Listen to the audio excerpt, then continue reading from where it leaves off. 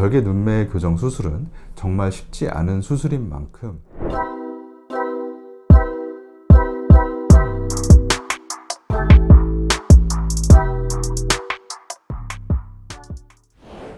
안녕하세요. 성형외과 전문의 이지훈입니다. 눈 수술 중에 가장 어려운 수술이 뭘까요?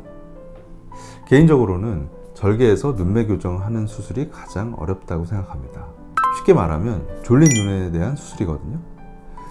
주변에서 쌍꺼풀 수술하면서 눈매 교정을 했다라는 얘기를 많이 들으셔서 쉽게 생각하실 수 있을 것 같습니다. 하지만 난이도는 정말 높은 수술이고요. 그만큼 잘못되는 경우도 많습니다. 그럼 눈매 교정이 잘못됐다면 어떤 일들이 생길까요? 첫 번째, 쌍꺼풀이 짝짝이가 됩니다.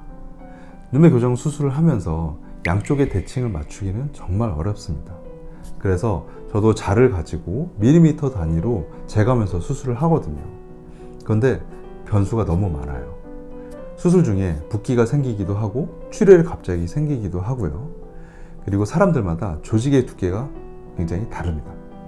또 이 수술은 마취약의 영향을 많이 받는 수술이기도 합니다. 이런 것들이 양쪽 눈에 다르게 나타납니다.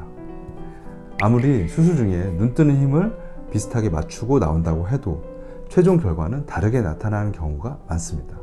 결국 짝짝이가 되는 거죠. 두 번째, 과교정이 되거나 저교정이 되는 겁니다. 과교정이 되면 눈을 부릅뜨게 됩니다. 사실 검은 눈동자가 1에서 1.5mm 정도는 위에서 덮여 있어야 합니다. 하지만 과교정이 되면 놀란 눈처럼 눈을 뜨게 되는 거죠.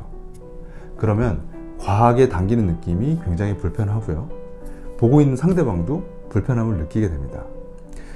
그리고 저교정이 되면 그냥 졸린 눈이 남는 거예요. 그러면 쌍꺼풀이 또렷하지가 않아요. 그리고 결국 쌍꺼풀이 두 줄이 되거나 풀리게 됩니다. 세 번째, 눈매 교정 수술은 재발률이 아주 높습니다.